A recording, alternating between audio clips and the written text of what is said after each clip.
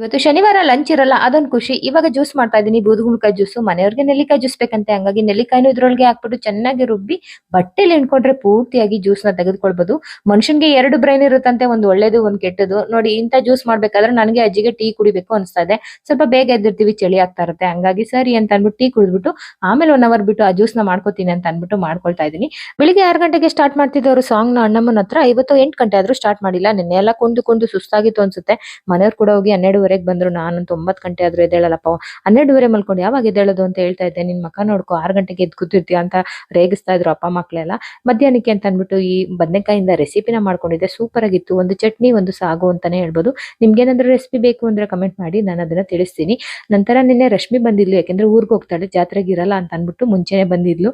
ಪಾಪ 2 ಮಕ್ಳು ಇಟ್ಕೊಂಡು ಅರ್ಧ ಕಿಲೋಮೀಟರ್ ನಡ್ಕೊಂಡ್ ಬರ್ತಾಳೆ. ನನಗಂತೂ ನೋಡಿದ್ರೆ ಹೊಟ್ಟೆ ಉರಿಯುತ್ತೆ. ಪಾಪ ಸಣ್ಣ ಆಗ್ಬಿಟ್ಟಿದ್ದಾಳೆ. Thank you for watching. Thank you.